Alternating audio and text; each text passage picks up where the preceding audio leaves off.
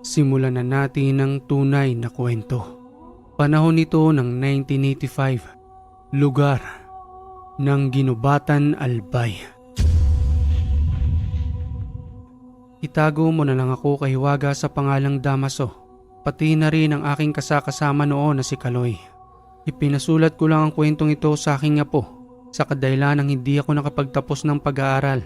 Gayunpaman, marunong naman ako magbasa. Yun nga lang pagdating sa pagsusulat, doon ako nagkakaroon ng problema. Baka kasi mali-maling spelling ang maisulat ko. Nagsimula ang kaalamang ito nung bata pa ako noon. Dahil na rin sa palagi kong pagsama sa aking lolong Divino na noong kanyang kapanahunan ay palihim itong pumapaslang na masasamang nilalang na wala nang ginawa kung di maminsala ng mga tao. Lalo na noong panahon na madilim pa sa aming lugar na hindi pa naaabot ng kable ng kuryente. Madalas magkaroon ng lahar sa aming lugar. Yun bang pagdaloy ng malakas na tubig na nanggagaling sa bundok dahil na rin sa patuloy na pagulan na nagiging dahilan ng pagbagsak ng lupa. Sabayan mo pa ng malakas na lindol dahil sa paminsan-minsang pag-aalboroto ng bulkang Mayon. At ng mga panahong 18 anyos na ako, madalas akong nagagawi sa tahanan ni Lolo. Panhik panaog ako sa kanilang tahanan dahil na rin sa bagyang may kalayuan ng bahay nila sa amin na madalas naman naming pinupuntahan ni Kaloy para magkaroon na rin ng mas malalim pang kaalaman patungkol sa kanyang pagiging Divino. Nanggagamot din nga pala si Lolo, lalo na kung pasakit ito ng mga elemento o kaya naman ay gawa ng tao. Lo, bakit po parang may pinaghahandaan kayo? Parang sasabak ka na naman sa gera. Sinusuot mo na naman yung mga medalyon mo, pati na rin yung ibang kargada mo sa katawan. Saan ho ba kayo pupunta? Diyan lang naman ako, Apo, sa mga gilid-gilid. May hahantingin lamang ako sa kadahilan ng umiiral na naman ang kanilang kapusukan, lalo na sa mga panahong ito na para bang ginagawa na lamang nilang libangan ang pagkitil ng buhay ng mga tao. At ang akala naman ng mga taong normal ay namamatay lang ang kamag-anak nila dahil sa sakit. Subalit hindi nila alam na aswang na ang umaatake sa kanilang tahanan sa pamamagitan ng iba't ibang uri ng anyo. Mapapusa man yan o tunay na itsura ng nilalang. Maaari ho ba kaming sumamalo? Kaming dalawa lang naman ho ni Kaloy. Para naman ho masaksihan namin kung anong ginagawa nyo. Ay nako, Damaso, tumigil-tigil ka nga muna dyan. Hindi pa sapat ang kakayanan mo. Baka mapahamak ka pa. Sisihin pa ako ng iyong itay. Pinapalayo ka nga niya sa akin. Tapos ikaw naman itong dikit ng dikit. Hindi kaya yaman sa ganitong uri ng pamamaraan, Damaso. Dahil ang pagiging dibinong tulad ko ay nakalaan na ang buhay para magsilbi sa mga taong walang alam sa mundo ng espiritual. Tanggap ko na yun sa aking sarili. Kaya habang bata ka pa, Damaso, huwag mo nang gayahin ang landas na tinatahak ko sa kadahilan ng hindi biro ang misyong ito. Lolo naman, huwag nyo naman ho akong palayuin sa inyo. Huwag nyo na hong intindihin si tatay. Tayong dalawa na nga lang ho nagkakaunawaan dito eh. Tapos bibigyan nyo pa ako ng limitasyon. Wala naman hong magagawa si tatay kung gusto kong gayahin ka. At isa pa, hindi na rin ako nag-aaral. Pagsasaka na nga lang ginagawa ko eh. Basta wag ka munang sumama sa akin. Manahimik muna kayong dalawa rito ni Kaloy. Sige na po, Lo. Pasamahin nyo na ho kami. Makulit ka talaga, Damaso. Sige, at pagbibigyan kita pero meron akong kondisyon. Sambitin mo muna ang panawag na pundasyon para sa iyong debosyon. At kung magkakamali ka sa iyong pagsambit, ibig sabihin na hindi mo pa ito kabisado at maaaring mapahamak ka dahil sa pagdidebosyon pa lang ay hindi mo na kayang gampanan. Hinahamon mo yata ako, Lo eh. Sige po, Lo. Sasambitin ko mismo sa harapan mo ngayon. Sige na't wag ng purong dada. Dito ko mapapatunayan kung talagang interesado ka na maging dibinong tulad ko. Hanggang sa magmantra na nga ako sa harapan ni Lolo at ang mga maririnig niyong usal ngayon ay parte lamang ng isang debosyon habang patuloy kami nagdidebosyon ni Kaloy. Sige po, Lo, sisimulan ko na. Orasyong dasal sa paghingi ng tawad at paglilinis. Anima Christi, sanctificame.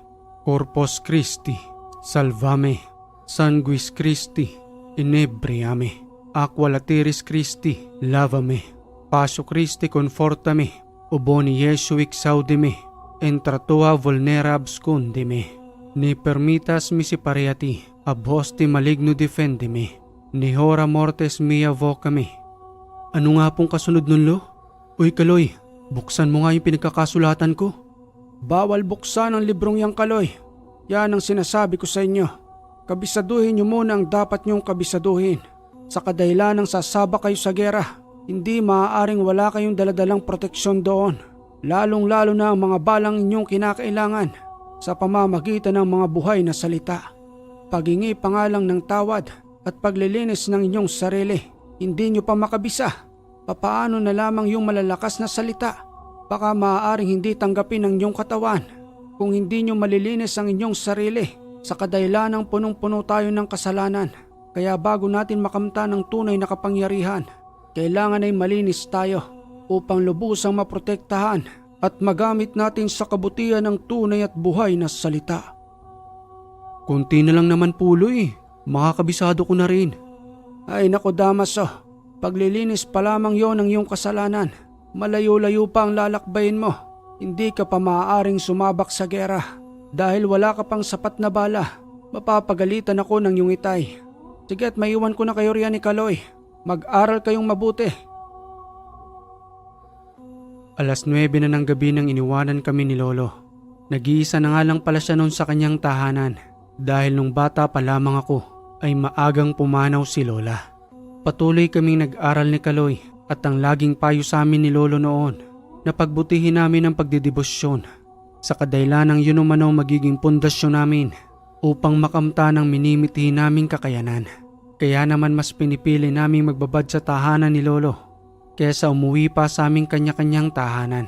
Doon na nga rin kami madalas na natutulog, subalit hindi naman kami nagiging pabigat dahil na rin sa pagtulong namin kay Lolo Edgar sa pagtatanim ng mga alaga nitong gulay. Damaso, patulog na tayo. Anong oras na rin Bukas na sigurong babalik yung si Lolo Edgar. Mag-aalauna na ng madaling araw. Tama na sigurong pag-aaral ngayong gabing ito. Magpahinga na tayo. Pinapairal mo na naman yung katamaran mo, Kaloy. Malapit na mag-alas 3 ng madaling araw. Sabi ni Lolo yun daw ang magandang oras ng pagdarasal. Kasi bukas daw ang pintuan ng langit at mas madali tayong madidinig. Pahala ka dyan, Damaso. Basta ako matutulog na muna ako. Marami pa namang bukas Makikihagis naman yung banig Dito na lang ako sa may sahig. Ay naku, Kaloy. Nakakahawa naman yung katamaran mo. O itong banig mo. Patutulog na nga rin ako. At sa ilang minutong nakalipas, madaling nakatulog si Kaloy. Samantalang ako ay niisip ko pa rin ang sinabi sa akin ni Lolo na hindi raw ako magiging dibino kung hindi ko matututunan ng lahat ng kanyang kaalaman patungkol sa mundo ng espiritual. At sa pagpatak nga ng alas 2 ng madaling araw, narinig ko ang pagyangit-ngit ng pintuan. Pinabayaan ko lamang yon dahil alam kong si Lolo Edgar nang pumasok sa loob ng tahanan. Maya-maya pa'y naramdaman ko na ang kanyang mga yabag na dahan-dahang naglalakad sa may sahig patungo sa kanyang silid.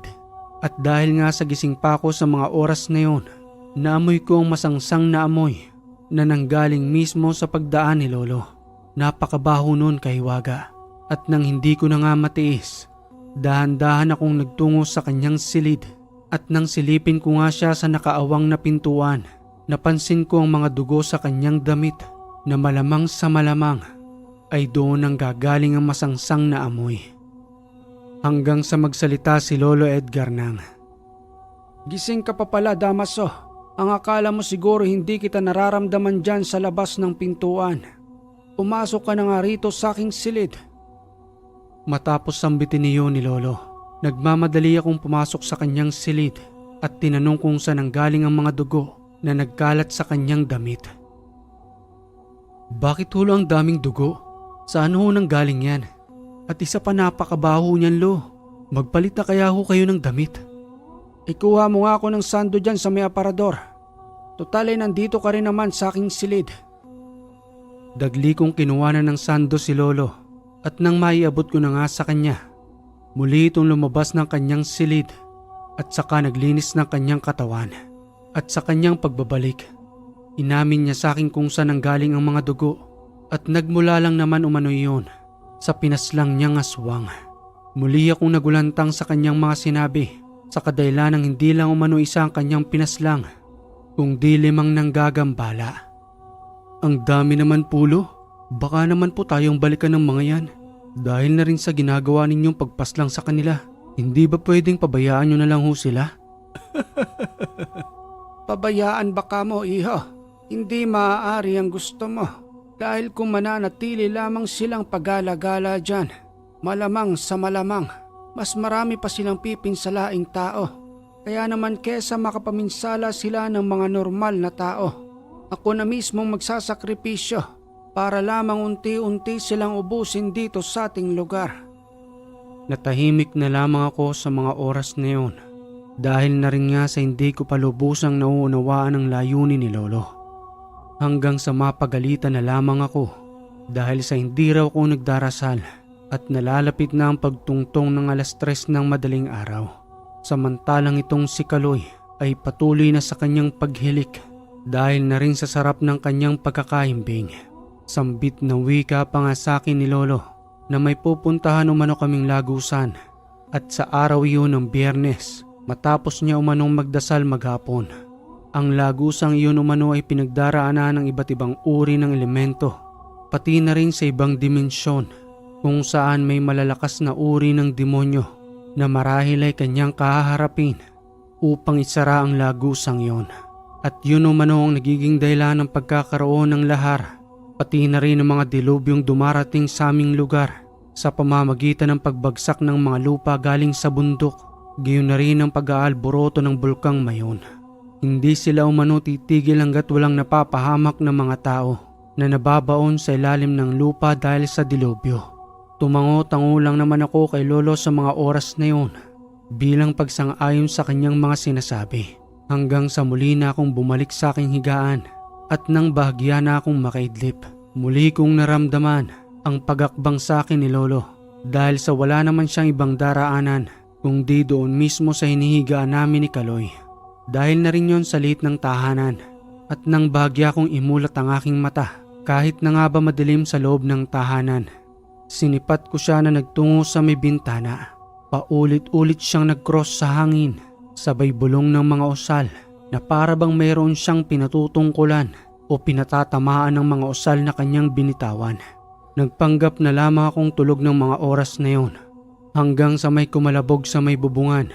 Hindi na napigilang magsalita ni Lolo na bahagya rin ikinagising ni Kaloy sa lakas ng pagkakasigaw ng matanda habang nagwiwika ng, Abo nindo akong paturogon. Makukusog man giraray ang pagmati nindo. Tanatonton panindo ang sakuyang harong. Mas kitiglaagan ko na ning sabulag. Abo talaga nindong magharali. Hilingon ta daw ang urag nindo. Halato nindo kung makaluwas. Porbahan ta ang urag nindo. Mga alagad ka mo ng dyablo. Yun ay ang Bicolanong salita na sa lingwaheng Tagalog naman. Ayaw pa ninyo akong patulugin. Malalakas rin pala ang pakiramdam ninyo. Kahit na nilagyan ko na ng sabulag ang tahanang ito. Ayaw nyo pa talagang umalis. Tingnan natin ang galing ninyo. Hintayin nyo akong makalabas. Mga alagad kayo ng dyablo. Nagmamadali nga siyang lumabas ng tahanan. Panay naman ang kalabit sa akin ni Kaloy habang nagtatanong ko anong nangyayari kay Lolo at kung saan ba ito patungo dahil para bang meron siyang kaaway na hindi naman namin makita ng mga oras na yon. Subalit nararamdaman naming tila ba may naglalakad sa ibabaw ng bubungan na sa aming pagkakatansya ay nasa 3 uri ng mga yabag na nananatili sa ibabaw ng bubungan. Huwag kang makulit dyan, Kaloy. Tanong ka ng tanong. Alam mong pareho tayong nakaiga rito. Silipin na lang natin si Lolo sa may bintana kung ano nga bang gagawin niya ron. Nagmamadali kaming nagtungo ni Kaloy at habang tinitingnan namin si Lolo, panay ang kanyang turo sa ibabaw ng bubong. Sabay paulit-ulit na pagbitaw ng mga inkantasyon na unti-unti namang nawawala ang nasa ibabaw ng bubungan na animoy isa-isang nalulusaw dahil sa lakas ng inkantasyon na binibitawan ng matanda.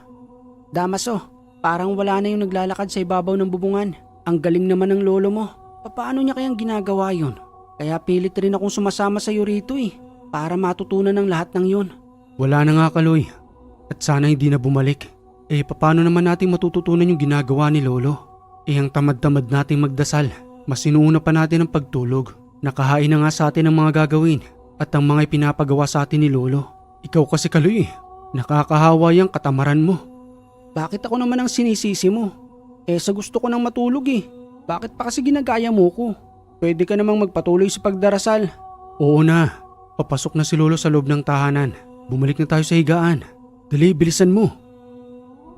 Muli kaming nagpanggap na dalawang natutulog na nakatalukbong ng kumot. Hanggang sa muli kong maramdaman ang pagakbang ni Lolo sa aking katawan. Dahil yun lamang ang daanan patungo sa kanyang silid kung saan kaming dalawa ni Kaloy ay nakahiga. Kinabukasan ng umaga, nagising kaming dalawa ni Kaloy sa pagtiktilaok ng manok at sa pagtayo ko nga sa aking pinagkakahigaan, dagli kong sinilip sa kanyang silid si Lolo. Subalit wala na ito roon hanggang sa lumabas kaming dalawa ni Kaloy at nang pagsulyap ko sa may labas ng tahanan, nakita kong nagtatanim siya ng mga gulay at nang tawagin na ako nito upang ipakuha ang kanyang mga nahukay na kamote. Kaloy, pupuntahan ko lang dun si Lolo. Tinatawag kasi ako eh. Baka naman pwedeng ipagtimpla mo ko ng kape para naman sa pagbalik ko hindi na gaanong mainit. Siyempre naman, wala namang problema eh. Sige na, punta mo na dun si Lolo Edgar. Ako nang bahala magtimpla ng kape mo. Dagli akong nagtungo sa kinaroroonan ni Lolo Edgar. Subalit habang papalapit pa lamang ako sa kanya, biglang dumilim ang paningin ko sa hindi ko malamang dahilan.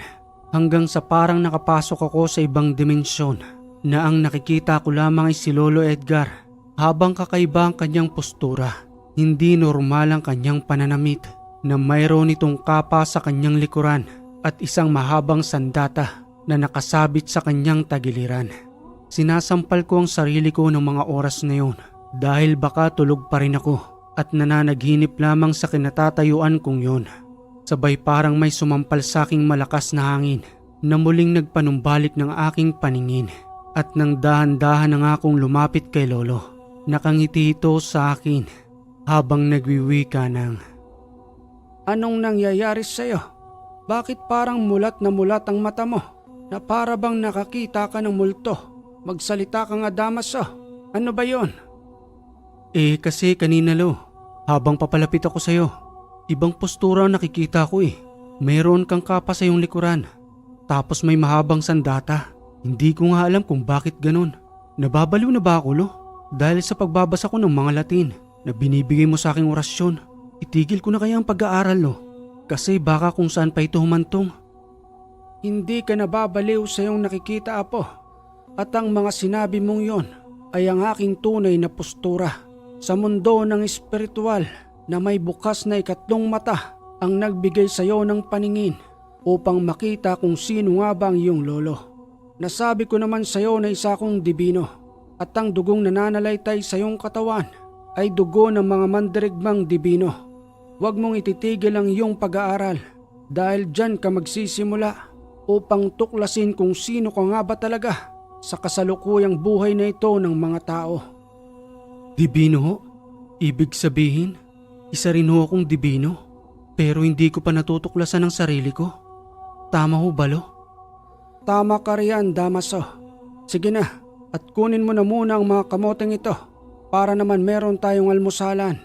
Mas masarap itong inihaw kaysa sa lalagain. At nang makuha ko na nga ang mga kamoting kahoy, nagpaliyab ako ng apoy sa may abuhan at isa-isa naming inihaw ni Kaloy ang mga kamote. At nang matapos na nga yun, tinawag ko na rin si Lolo sa kanyang pagtatanim upang sabay-sabay na kaming magalmusal.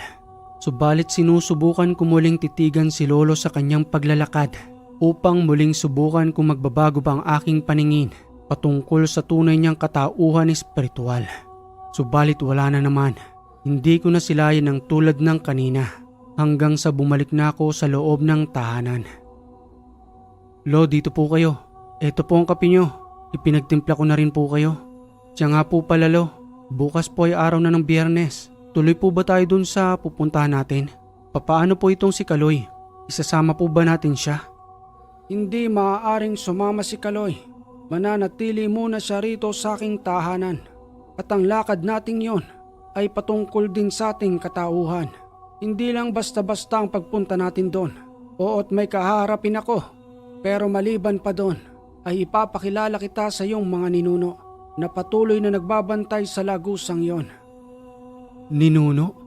Ang pagkakaalam ko Huloy, wala na tayong ibang kamag-anak rito. Maliban ho sa atin nila Itay. Pati na rin ho ang ibang mga anak ninyo. Kaya paano magkakaroon pa ho ako ng ninuno ron? Ang mga yon ay ninuno sa kabilang buhay. Total ay bukas ng iyong ikatlong mata. Makikita mo na sila sa pagkakataong yon. Maya-maya lamang, matapos nating magalmusal, mas lalo kong bubuksan ang iyong ikatlong mata upang ang mga espiritual kong kagamitan ay lubusan mo nang makita. Sabat na wika naman ni Kaloy na namamangha sa pinag-uusapan namin ni Lolo. Ano ho bang pinag-uusapan ninyo, Lolo Edgar? Baka po pwede naman akong makisabat sa inyo. At saka, baka po pwede rin akong sumama bukas para naman hindi ako taong bahay rito. Pasensya ka na Kaloy. Baka kasi kung anong mangyari sa iyo roon. Malalim kasing usapin ito. Kaya alam kong hindi mo pa basta-bastang mauunawaan sa ngayon. Magpatuloy ka muna sa iyong pag-aaral. At ang lahat ng inilalatag ko sa iyo ay patungkol din sa iyong katauhan na hanggang dun muna sa ngayon ang maaari mong matutunan. Hindi katulad nitong si Damaso na nasa lahi siya ng pagiging dibino. Ganoon po ba yun? Sige na nga po, mag-aaral na lang po ako ng mga orasyon na binibigay niyo po sa akin. At wag po kayong mag-alala, babantayan at didiligan ko rin po yung mga gulay na itinanim ninyo. Salamat sa iyong pangunawa Kaloy. Hayaan mo balang araw, darating din ang panahon mo upang makahabol sa kakayanan ni Damaso. Kinabukasan, katanghalian ng 12:00 kami umalis ni Lolo patungo sa kanyang sinasabing lagusan. At sa pagkakatansya ko'y napakalapit lamang noon. Subalit 1 oras din kaming naglakad habang binabaybay ang masukal na damuhan na may naglalakihang kakawyan. May inilagay si Lolo sa aking bulsa at wag ko na umanong tingnan niyon. Nahayaan ko na lamang na manatili sa aking bulsa hanggang sa makauwi kami ng tahanan. Hindi ko na nga pinansin niyon. Subalit nang hinawakan ako ni Lolo sa aking noo gamit ang kanyang hinlalaki, bigla kong may narinig na malakas na turotot at nanggagaling yon sa paligid ng aming dinaraanan. Hanggang sa maya-maya pa, huminto kami ni Lolo sa isang malaking biyak na bato na kasing laki ng 2 palapag na tahanan. Kitang-kita ko sa may taas na may 2 nilalang na may puting pakpak na patuloy na pinapatunog ang hawak nilang turotot. Hanggang sa huminto na nga ito na kinausap ni Lolo. Mahal kong kaibigan, maaari ba kaming tumuloy dyan mismo sa loob ng lagusan upang makausap ko naman ang aking mga ninuno? Siya nga pala, ito ang aking apo na si Damaso na isa ring dibino at patuloy na tinutuklas ang kanyang sarili. Maaari ko ba siyang isama roon? Nakisabat na ako ng mga oras na yun dahil na rin sa aking pagtataka na ang inaakala ko'y lagusan niyo ng masasamang elemento. Lolo Edgar, akala ko ho ba lagusan ito ng masasamang nilalang? Pero bakit anghel ang nasa ibabaw ng bato? Tama naman ang sinabi ko sa iyo, Damaso. Pero hindi isang lagusan lamang ang nandirito. Lumingon ka sa iyong paligid. May makikita ka pang isang lagusan. At ang lagusang iyon ay ang kumokonekta sa masasamang nilalang. At sa aking pagsulyap nga sa kaliwang bahagi, doon ko lamang napansin na mayroon pa ring isang biyak na bato na binabalot ng maitim na aura habang may maitim na usok na nanggagaling doon. Dahil na rin siguro sa unang pagkakakita ko sa 2 anghel ay hindi ko na napansin ang isa pang biyak na bato kung saan doon umano nagsisipaglabasan ng masasamang nilalang. Kaya pala doon nakaharap ang 2 anghel upang kung sakaling may magtangkamang lumabas, agad-agad nila itong papaslangin upang hindi na magkalat ng kadiliman sa lugar. Madali rin namang sumang-ayon ng 2 anghel sa pakiusap ni Lolo. At sa pagpasok nga namin sa 2 biyak na bato, muli kong naramdaman na para bang pumasok ako sa madilim na lugar. Ngunit biglang nagliwanag na animoy nasa ibang mundo ka magmula lamang ng pagpasok namin sa biyak na bato. May sumalubong sa amin doon at hindi na sila normal na tao. Mga anghel na rin ang nanduroon hanggang sa ipakilala sa akin ni Lolo ang 3 anghel na dibino. Wala ka nang mababaka sa kanila ng katandaan dahil na rin sa kanilang bagong anyo na sa mundo lamang na iyon makikita ang tunay nilang kaanyuan. Sambit na wika pa nga sa akin ni Lolo na nasa anyo pa rin naman ang matanda dahil na rin sa kanyang katawang tao. Subalit ang kanyang espiritual na kapa, pati na rin ang mahabang sandata ay nakikita ko na sa kanyang katawan. Eto ang isa ninyong apo na pilit na gustong daanan ng pagiging dibino. Ang pangalan niya ay Damaso. Siguro matapos ko sa mundong ito, siya naman ang papalit sa akin upang panghawakan at gamitin ang kanyang kakayanan sa mundo ng mga tao. Ikaw pala ang isa sa aming mga apo na tumanggap ng pagiging dibino. Subalit ang ilan sa atin ay ayaw nilang tanggapin ang misyon, kaya magpanggang sa ngayon ay nananatili silang normal na tao. At kahit sa kanilang libingan, walang kaluluwa nilang makakapasok rito dahil na rin sa hindi pagtanggap at pag-aaral ng katuruan ng dibino. Ngunit wala na tayong magagawa roon kung di tanggapin ang kanilang kapalaran. Pagbutihin mo ang pag-aaral, Damaso, upang sa gayon ay makasama ka namin sa mapayapang lugar na ito. Edgar, ikaw na ang bahala sa labas ng lagusan. Nasa iyong mga kamay ang pagsasarado noon upang mabawasan ang pinsala ng mga tao sa inyong lugar dahil sa peligrong dala ng lagusang iyon. At sa araw ding ito, ipinapaubaya na namin sa iyo ang tuluyang pagsasarado ng lagusan. Masusunod po ang inyong kautusan at bilang nasa katawang tao, gampanin kong protektahan ang mga naninirahan sa aming lugar. Kasama itong si Damaso na makikipagtulungan na sa akin. At nang makatapos ni Lolong magsalita, nagulat na lamang ako na nandudo na kami sa labas ng biyak na bato kung saan umano kumukonekta iyon sa lugar ng masasamang elemento. Sambit na wika ko pa kay Lolo Edgar habang palingalinga sa paligid at tinahanap ko ang biyak na bato na kung saan ay may 2 anghel patungo sa lagusan ng aking mga ninuno. Lolo Edgar, bakit nandirito na ho tayo sa labas? At nasaan na ho yung lagusan na may 2 anghel? Wala na tayo roon ngayon. Tapos na ang pahintulot ng oras ng ating pananatili roon sa kadahilanang nasa katawang tao pa tayo at hindi tayo maaaring magtagal sa dimensyong yon. Limitado pa ang kakayanan ng ating katawan. Dahil kung magtatagal pa tayo roon, marahil ay maaaring hindi na tayo makabalik rito. Hindi pa tapos ang aking misyon at hindi pa iyon maaaring mangyari. Halika na, isasarado ko ang lagusang ito ayon na rin sa kautusan ng ating mga ninuno. Gumuhit ng trianggulo si Lolo sa lupa at naglagay ng hugis mata sa gitna ng trianggulo. Saka siya dumistansya roon. Habang nasa tapat ng lagusan, nagmostya ito ng kanyang kamay.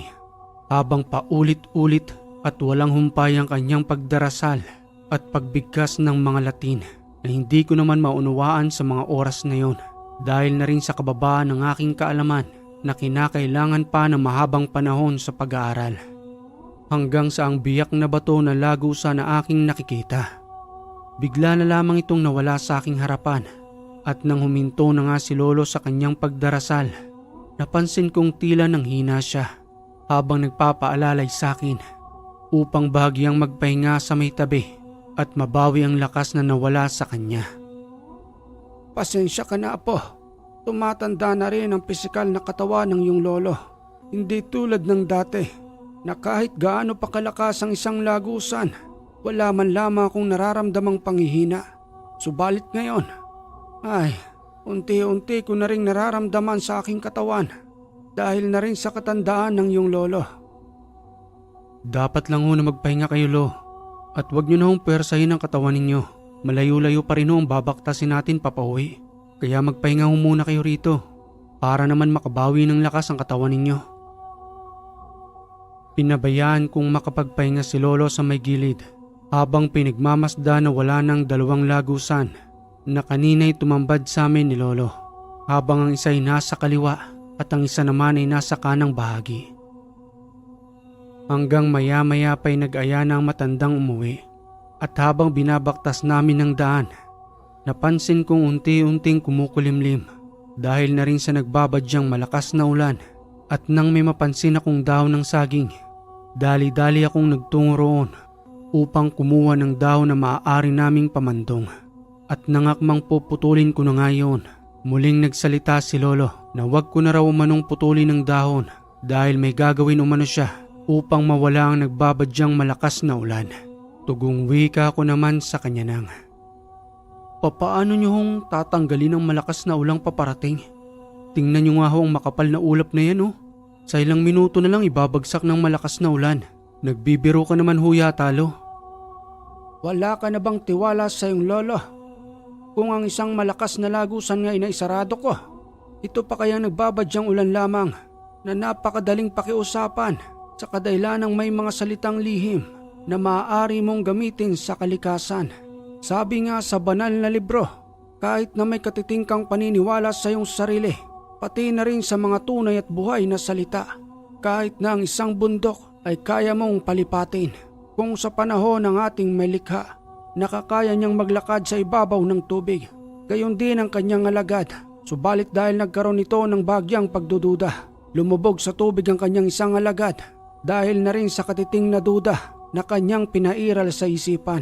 May mga lihim na salita na kailangan mong matutunan upang magamit sa tamang paraan. Totoo ho ba yun, Lo? At kahit na nga may pagdududa ako ng mga oras na yon, pinagmasdan ko lamang si Lolo sa kanyang gagawin. 3 beses siyang nag-usal sa hangin at bahagyang nagsalita ng, "Huwag ka na muna rito. Hindi pa kinakailangan ng tubig ng mga halamang nandirito. Pati na rin ang matatayog na puno. Napapansin mo naman siguro na mayabong ang mga halamang damo. Pati na rin ang nagsisipaglakihang puno na nandirito. Sige na at lumipat ka muna sa ibang lugar kung saan nangangailangan ng maraming tubig." Maya-maya pa'y naramdaman kong malakas na hangin na dumadampi sa aking balat at ang maitim na ulap sa itaas ay dahan-dahan ding napadpad sa ibang lugar hanggang sa muling lumiwanag sa aming dinaraanan. Mas lalo akong napapamangha sa matanda noon dahil na rin sa lubos kong pagtataka kung papaano niyang nautusan na nagbabadyang malakas na ulan at anong inkantasyon ng kanyang ginamit upang maisagawa ang pamamaraang iyon. At ang katamaran na umiiral sa aking katawan sa pag-aaral, inalis ko yon upang matutunan ng lahat ng kaalaman na mayroon si Lolo Edgar. At nang makalipas ngang mahigit na 1 oras sa muli naming pagbabalik sa tahanan, bandang 6:00 na yon ng hapon, bumungad sa aming harapan si Kaloy na sa kasalukuyang yon ay nagluluto na ng pagkain. Bating wika pa nga nito sa amin sa pagbubukas niya ng pintuan. "Kamusta naman po yung lakad ninyo?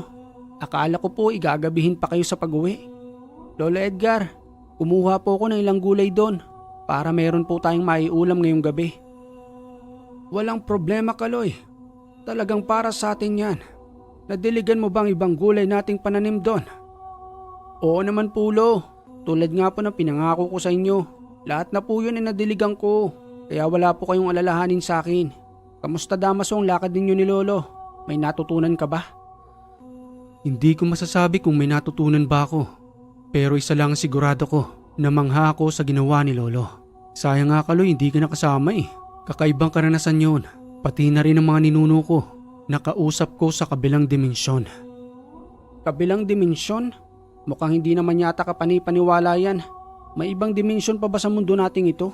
Nananaginip ka yata ng gising, Damaso. Gutom lang yan. Sakto malapit nang maluto ang gulay na ito. Nakapagluto na rin ako ng kanin. Ikain mo, mawawala rin yung iniisip mo." Bahala ka kung ayaw mong maniwala. Basta ako mismo nakatuklas dahil na rin sa pamamaraan ni Lolo. Yun nga yung sinasabi, di ba? Maniniwala ka lang kung talagang nakasama ka. Pero kung hindi, naku, sandamakmak na dudang iisipin mo. At makalipas ang 10 minuto, tinulungan ko na sa paghahain ng pagkain si Kaloy at pinagsalu-saluhan na namin ang masarap na gulay na kanyang niluto sa oras na yon. Maya-maya lamang nang matapos kaming kumain, sabay kami ni Kaloy na kinausap ni Lolo na wag umanong pahinto-hinto sa pag-aaral at tapusin ang 49 days ng aming pagdidebosyon. Ayon pa nga sa kanya na wag umano akong magpakakampante. Kanyapat umano ay dumadaloy sa aking dugo ang pagiging dibino ay magpapabaya na ako sa aking pag-aaral dahil kahit si Kaloy umano ay kaya akong lampasan basta magsumikap lamang sa pag-aaral ng lihim na karunungan. Makalipas ang 2 taong pagtsatsaga, hindi ko masasabing magaling na kaming dalawa ni Kaloy. Sa kadailanang ang espiritual na kaalaman, wala itong katapusang pag-aaral at wala ring humpay ang pagdidebosyon. Kahit na nga ba natapos mo ng 49 days, ay patuloy ka pa ring magdarasal na walang pinagkaiba yun sa battery na kapag nauubusan ng laman ay kinakailangan mo munang i-charge upang mapagana mo ng mas malakas.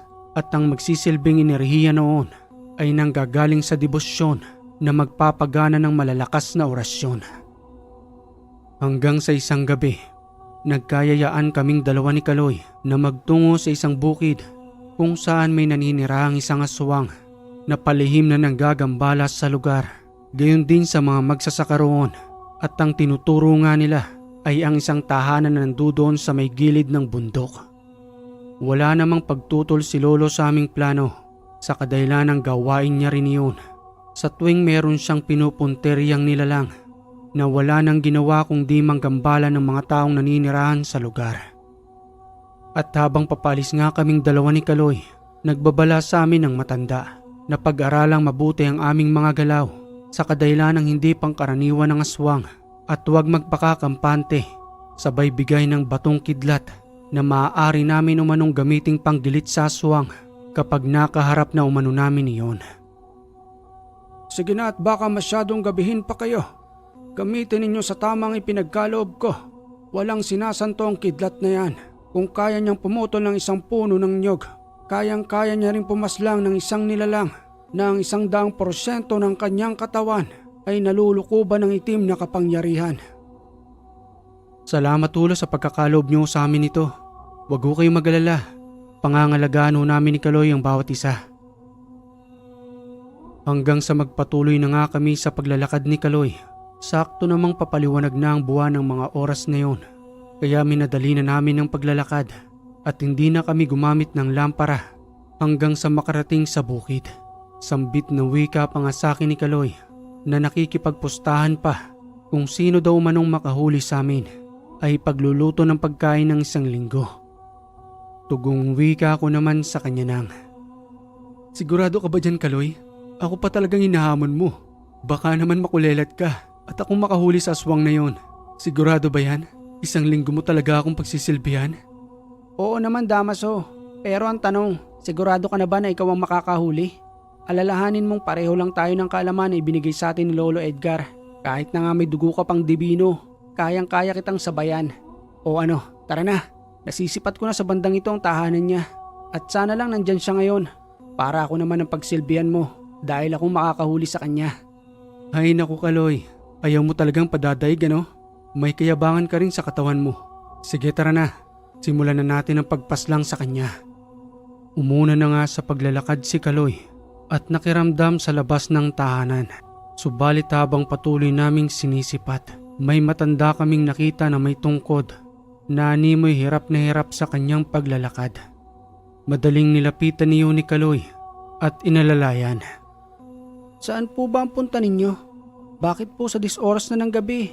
Nandirito pa rin kayo. Nasasaan na po ba ang kasama ninyo, Lola? Nag-iisa na lamang ako rito. Ano bang pakay ninyo? Sabay bulong ko kay Kaloy na mali siya ng matandang inaalalayan dahil ang matandang yon ay ang aswang na hinahanap namin. Damaso naman, nagkakamali ka naman yata ng sinasabi mo. Matanda na ito eh. Ano pa bang magagawa nito sa atin kung totoo nga na siya ang aswang? Madali ko siyang hinatak papalayo at ipinakita sa kanya ang langis na binigay sa akin ni Lolo. Patuloy ang pagbula nito. Indikasyon lamang yon na ang matanda na may tungkod na kanyang pinuprotektahan ay ang tunay na aswang. Baka naman nagkakamali ka lang, Damaso. O kaya naman ay nasa paligid lang natin ang hinahanap nating nilalang. Kaya patuloy pa rin sa pagbula ang langis na yan. Gagamit ako ng usal. Tingnan mo kung anong magiging reaksyon ng matandang yan. At sa unang pagbitaw ko pa lamang ng inkantasyon patungo sa matandang may tungkod, napabalikwas ito na nabitawan ng kanyang tungkod at mabilis na nagtungo sa masukal na damuhan. Tingnan mo, tama ako di ba? Kung hindi nga siya aswang, dapat ay hindi siya naapektuhan sa usal natin. Huwag ka nga masyadong nagtitiwala dahil lang ba sa postura niyang matanda. Ay naku Kaloy, mapapahamak ka sa ginagawa mo. Maiwan na nga kita dyan, baka makatakas pang matandang yon. Madali kong tinunto ng masukal na damuhan habang pinakikiramdaman kung nasa saan na ang matandang nilalang. Hanggang sa masipat ko siya sa ibabaw ng isang malaking puno. Iba na ang kanyang kaanyuan na mas lalo pang naging madungis. Sambit na wika pa ng matanda sa akin habang nakaambang sa kanyang pag-atake. Bata, mukhang may angking galing ka. Nasa sana ang isa mong kasama roon. Sayang naman dahil nabasa mo kaagad ang mga galaw ko. Mas maganda sana kung dalawa ko kayong mapapaslang. Pero sa ngayon ikaw muna. Napakamalas mo naman dahil ako pa ang nakasagupa mo. Parang baliktad naman yata. Ikaw ang malas ngayon dahil ako ang nakaharap mo. Pasensya ka na dahil kinakailangan ng manahimik ng bundok na ito sa patuloy mong panggagambala sa mga magsasakang naninirahan dito. Kung gayon, layunin mo pala talagang paslangin ako. Kaya naligaw kayo sa aking tahanan.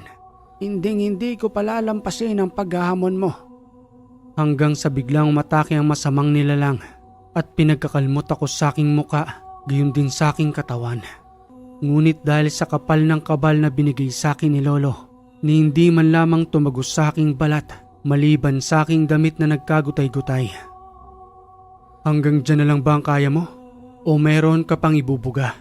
Patuloy sa pagsigaw ang matanda na animoy nagtatawag pa ng ibang mga kasamahan, subalit hindi ko na inaksaya ang pagkakataong yun. Madali ko siyang ginilitan gamit ang kapangyarihan ng kidlat na ipinagkaloob sa akin ni Lolo. Iniwan ko itong walang buhay at bumalik ako sa kanyang tahanan kung saan naiwan si Kaloy. Pagdating ko nga roon, nasipat ko siyang nakaupo sa may putol na kahoy habang tulalang nakatingin sa liwanag ng buwan na para bang may malalim na iniisip. Anong ginagawa mo riyan, Kaloy? Akala ko ba nakikipagpaligsahan ka sa akin? Pero bakit nakatulala ka lang dyan? Pasensya ka na Damaso. Hindi maatim ng sikmura ko na paslangin ang matandang yun. Kaya ipinaubaya ko na sa'yo. Sige na, talo na ako. Pagsisilbihan kita ng 1 linggo. Ito ang tatandaan mo, Kaloy. Wag na wag mong pahiiralin ang puso mo kung ang kaharap mo naman ay demonyo. Ilan pang mga tao ang pasasakitan nila o kaya naman ipapaslangin kung ang puso mo lang naman ang iyong pahiiralin. Hindi yan tinuro sa atin ni Lolo. Halika na, tumayo ka na riyan. Sabay tapik sa balikat ni Kaloy na nagpatuloy na rin kami sa paglalakad papauwi. Bandang 12:00 na yon ng madaling araw nang muli kaming makabalik sa tahanan ni Lolo. At ang inaakala kong mahimbing na ang pagkakatulog ng matanda. Pagbukas ko ng pinto, nakaupo pa rin ito at nagdarasal habang may 3 kandilang nakatirik sa may altar. Dahan-dahan kaming pumasok ni Kaloy upang hindi magambala sa kanyang pagdarasal. Maya-maya pa nang makalipas ang kalahating oras, bigla na lamang nagsalita ang matanda na nagtatanong sa amin ng, Kamusta naman ang naging lakad ninyo? Napaslang nyo bang nilalang na gumagambala sa bundok na yon? Oo naman Pulo, dahil yun po ang layunin namin ni Kaloy. Pero, anong pero? May nangyari bang masama sa inyo? Wala naman Pulo, kaso itong si Kaloy, pinairal niya ang awa sa nilalang. Nang makita niya yung matandang ika-ika, tinulungan niya pa nga yun. At nang sabihin ko sa kanya na yun ang hinahanap namin, wala na ho siyang ginawa at pinabayaan na lamang ang matanda. Subalit para sa akin, hindi ho ako nagaksaya ng panahon para paslangin ang masamang nilalang na yun. Totoo ba ang kanyang sinabi, Kaloy? Totoo po yun, Lolo Edgar. Sinabi ko naman ho sa kanya na hindi ko kayang paslangin ang matanda. Dahil para sa akin wala nang kakayanan yun. Yun ang mali sa iyong pagkakaalam, Kaloy. Nagpapanggap lamang sila sa iyong harapan upang makaligtas sa iyong pinaplano.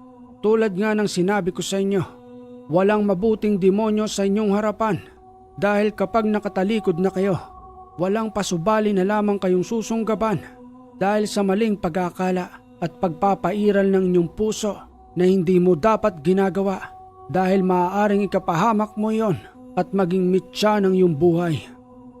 Patawad Polo, hindi ko na po ulitin sa susunod. Mag-iingat na po ako. Pasensya ka na rin Kaloy. Kinakailangan kong sabihin yun kay Lolo. Para na rin sa'yo upang magising ka na mali ang ginawa mo. Wala yun sa akin, Damaso. Salamat sa pag-aalala mo sa akin. Hayaan mo, sa susunod ay pagbubutihin ko na.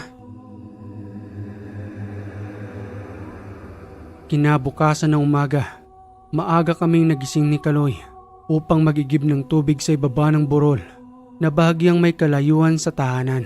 Pareho kaming may daladalang 2 timba at nang makarating na nga kami sa ibaba ng burol, napansin ni Kaloy ang 2 kalalakihan. Damaso, tingnan mo nga yung 2 yan oh. Kanina pang pasulyap-sulyap sa atin dito. Mukhang may ibig sabihin eh. Napansin ko na rin yon. Pabayaan lang natin at parang hindi sila taga rito. Kasi mga bagong mukha nila eh. Yun nga rin ang napansin ko. Saan kaya sila rito naninirahan? Dala mo ba yung langis mo? Kasi may kakaibang pakiramdam ako sa 2 yan. Parang hindi sila pangkaraniwang tao. Tingnan mo ang kanilang kinikilos. Hindi mapakali ang kanilang mga paningin. Na para bang may tinataguan o hinahanap. Hindi ko dala yung langis Kaloy. Isinabit ko doon sa may altar ni Lolo. Dapat kasi araw-araw mong dala yun. Para naman madali nating matukoy ang kaharap natin. Tulad ngayon, hindi natin alam kung anong tunay na pagkatao ng 2 yan. Madali lang naman malaman yan eh. Gusto mo bang gamitan ko ng orasyon? Wag na. Wala naman tayong malinaw na pruweba para gamitan pa sila ng orasyon. At nang matapos na nga kaming kumuha ng tubig, patuloy pa rin ang paghabol ng tingin sa amin ng 2 lalaki na hindi na nga lang namin pinatulan. Ayon na rin sa pakiusap sa amin ni Kaloy.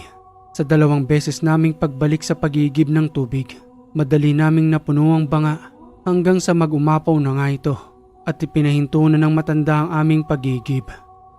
Hali kayong 2, basahin ninyo ang orasyon na ito at pag-aralan kung papaanong gagamitin. Ituturo ko sa inyo ang tamang bigkas. Magagamit nyo yan sa oras ng inyong pakikipaglaban. Para saan naman ho ito, Lo? Akala ko ho ba na ituro niya sa amin lahat? Walang katapusan ang pag-aaral ng lihim na karunungan. At ang salitang ito ay ang magpapakilabot sa iyong kaharap sa kadahilanang magliliwanag ang iyong katawan na nakakasilaw sa kanilang mga mata ni kahit natitigan kayong 2 ay hindi nila kayang gawin. Ipinagkaloob nga sa amin ni Lolo ang orasyon at sabay naming pinag-aralan ni Kaloy kung papaanong gagamitin. Hanggang sa lubusan na nga naming makabisa, tinesting namin iyon ni Kaloy sa 2 lalaki upang mapatunayan kung anong uri nga ba sila ng nilalang na nabubuhay sa mundo. At sa muli nga naming pagbabalik sa may burol, muli naming nasipat ang 2 lalaki. Damaso, nandun pa rin sila oh. Ano, gamitin ba natin yung orasyon na binigay sa atin ni Lolo? Dahil kung masisilaw sila sa ating anyo, sigurado akong 100% kampon sila ng kadiliman. Aba Kaloy, mukhang ginagamit mo ng utak mo at hindi mo na pinapairal yung puso mo. Sige, subukan natin. Matapos nating sambitin ang orasyon, iihip natin sa 2 braso, sabay cross sa ating dibdib upang pumasok ang orasyon sa ating katawan. Madali nga naming sinagawa ni Kaloy hanggang sa mapansin na lamang namin na ang 2 kalalakihan ay hindi na makalingon upang paulit-ulit kaming sulyapan. Kumpirmado, Damaso. Gumagamit ng itim na kapangyarihan ang 2 yan.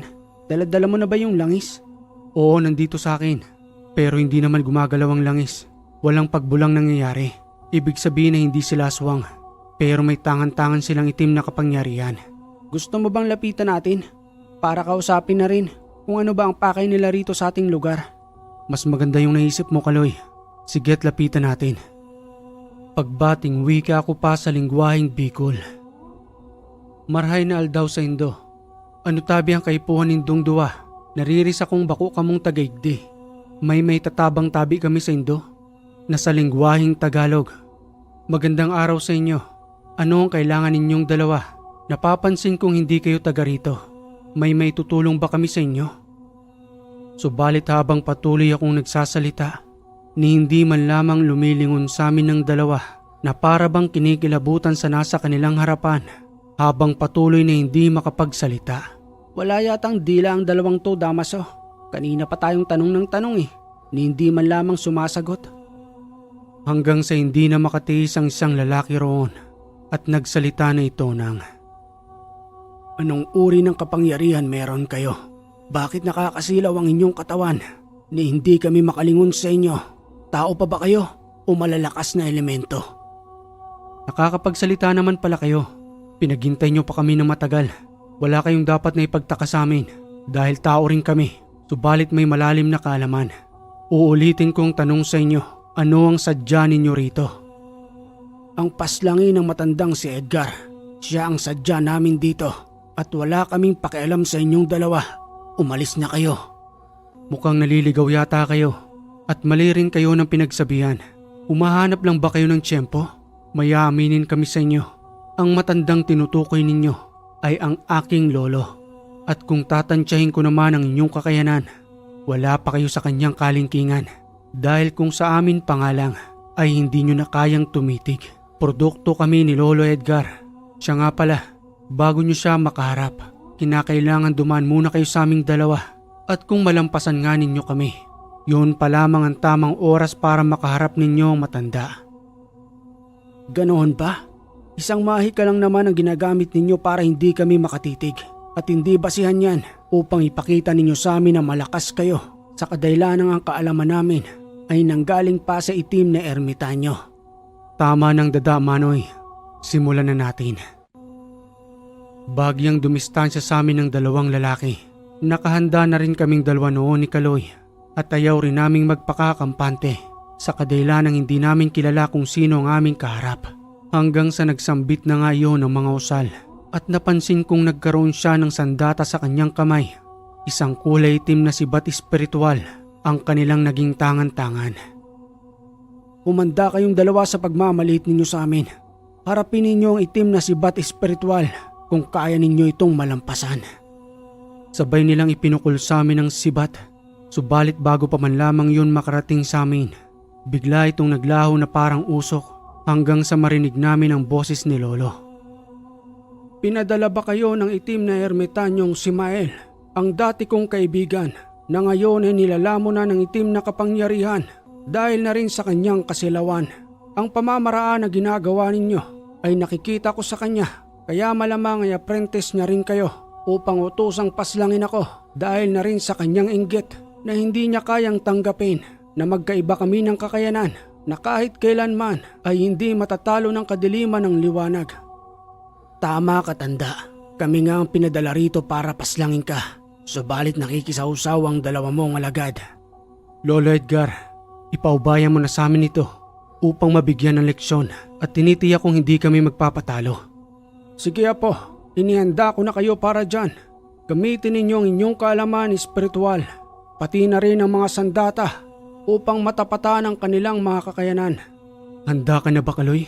Kanina pa, inilabas ko na rin ang espadang espiritual gamit ang batong kidlat na ibinigay sa atin ni Lolo. Gagamitin ko rin tong pananggalang kung sakaling gumamit uli sila ng itim na sibat. Ngayon, Kaloy, tayo naman ang susugod sa kanila. Gamit ang espiritual na espadang kidlat, tatakbo kaming sumugod ni Kaloy at dahil sa hindi nila napagandaan iyon, sa pagtama pa lamang sa kanilang katawan, dahil na rin sa itim ng kanilang budhi, tumagos ito na naging dahilan ng kanilang paghihingalo. Pakiusap ng wika pa ng lalaki habang nakahandusay sa lupa. Huwag mong itarak sa aking dibdibang espadang kidlat. Sinunod lang namin ang utos ng itim na ermitanyo. Parang awa mo na, bigyan mo pa kami ng isang pagkakataon. Hindi na namin gagambalain si Manong Edgar at magbabagong buhay na rin kaming dalawa. At nang itatara ko na nga sa kanyang dibdib ang espiritual na espadang kidlat, tumutol roon si Lolo Edgar habang nagwiwika ng, Bigyan natin sila ng isa pang pagkakataon. Papagalingin ko kayo. Subalit pa rin ninyo ang inyong ipinangako.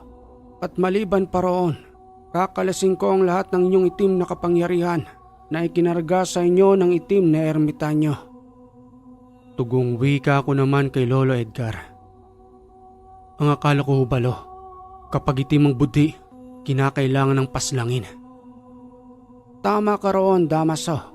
Subalit ang 2 taong yan ay nilinlang lamang ng itim na ermitanyo. Wala naman ho kaming magagawa kung kayo ang magdidesisyon. Sige ho't kayo nang bahala sa kanila. Madaling nilapatan ang lunasyon ni Lolo Edgar sa pamamagitan lamang ng kanyang mga kamay. Wala namang sugat pisikal, subalit ang kanilang espiritual ang may malubhang na tamo.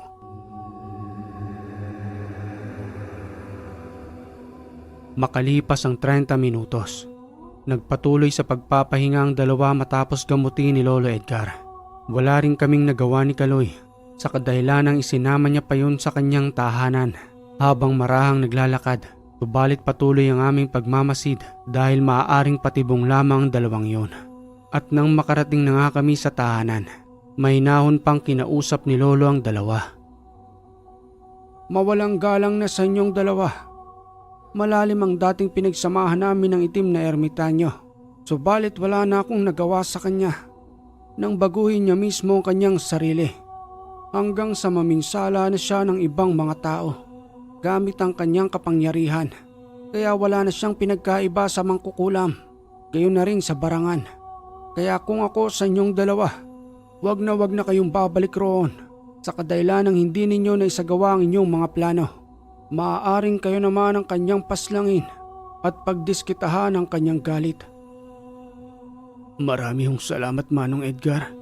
Sa kabila ng masamang plano namin sa iyo, pinuhay mo pa rin kami at binigyan ng isa pang pagkakataon. Sige na, tumalis na kayo. Magpakalayo-layo kayo sa kanya upang isipin niyang napaslang na namin kayo. Kaya hindi na kayo nakabalik sa kanyang teritoryo.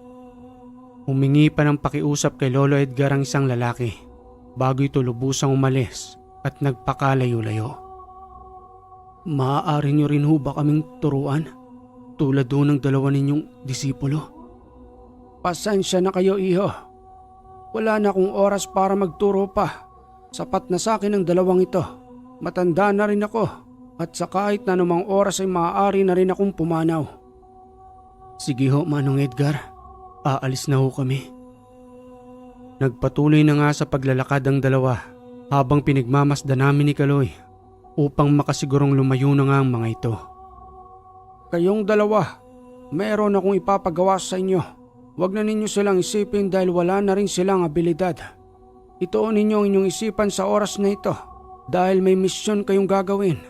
Sa bundok ng Inamnan, Pequeño, may naninirahang isang pamilyang aswang roon na kinakailangan ninyong tugisin at paslangin.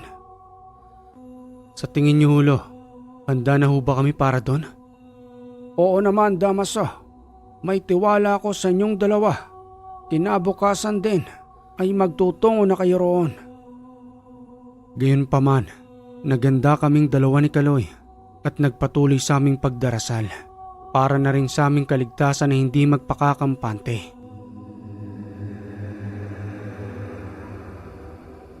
Kinabukasan ng hapon, binaybay na namin ni Kaloy ang dahan patungo sa Inamnan, Pequeño. Mapayapa naman ang lugar sa aming pagdating, ngunit nang may makasalubungan kaming isang lalaki na para bang hapong-hapo sa kanyang paglalakad habang nagwiwika sa amin ng Bicol na lingwahe. Pasain po kamo, day na po kamo tabi mag-agi dyan. May dakulang itom na ido dyan, nakaharang subago sa kuya. Kang gagapoon ko na, bigla na lang pong nawara, kaya nagdalaga na po akong paigdi. Dakula po siya. Nasa lingwaheng Tagalog.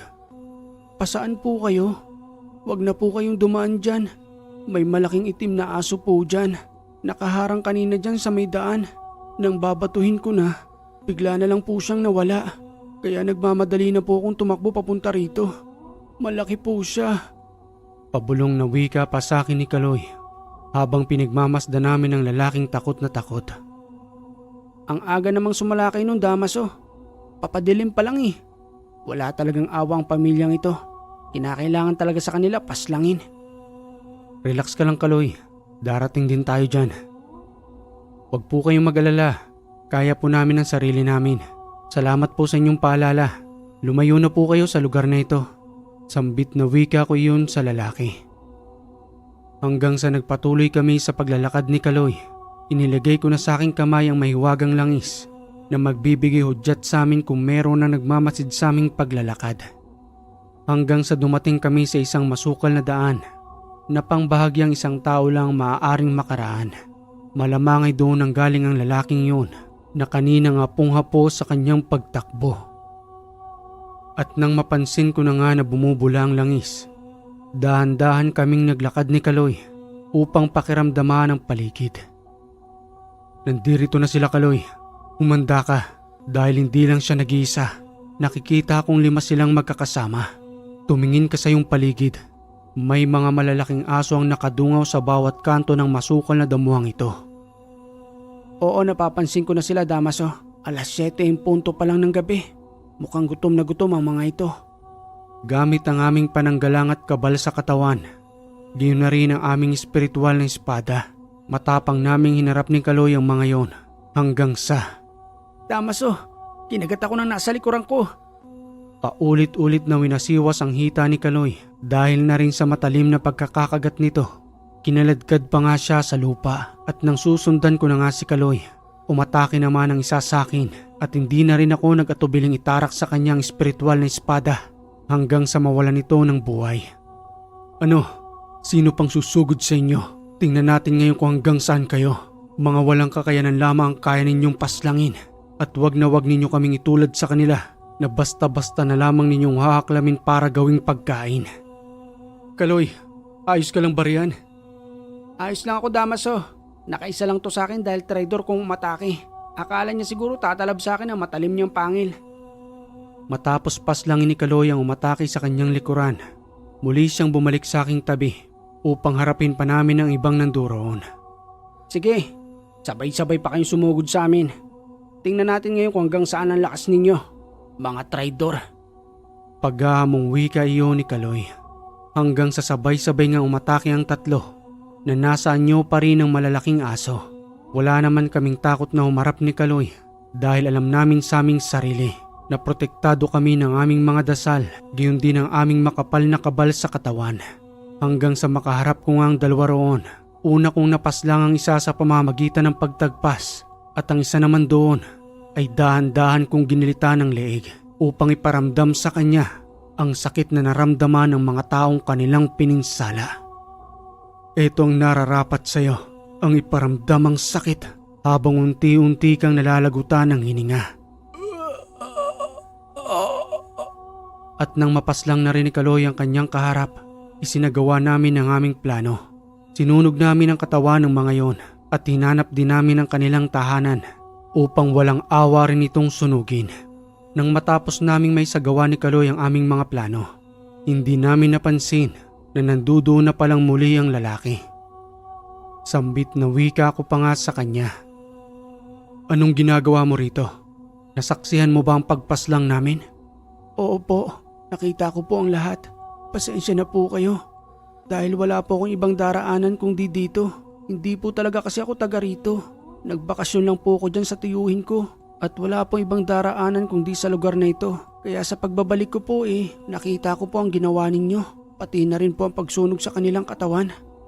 Halika rito at ipikit mo ang iyong mga mata. Alisin ko ang lahat ng memorya na iyong nakita rito. Huwag kang mag-alala. Walang masamang mangyayari sa'yo. Gumamit ako ng usal pang hipnotismo para na rin sa ikabubuti ng bata.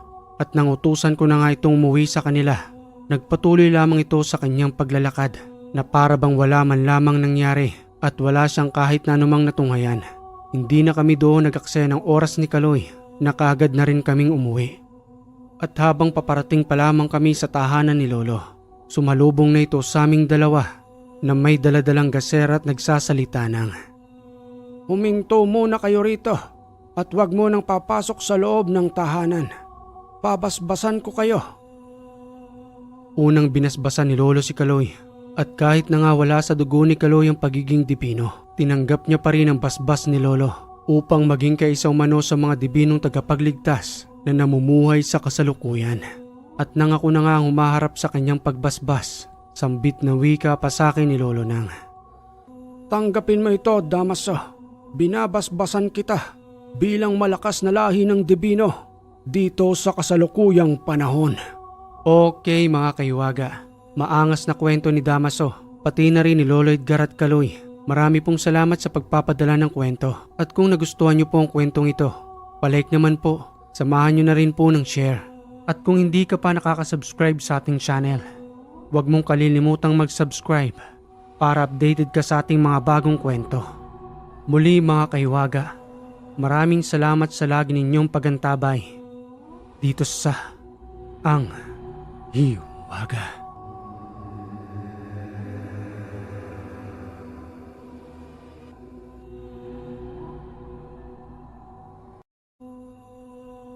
Simulan na natin ang tunay na kwento. Panahon ni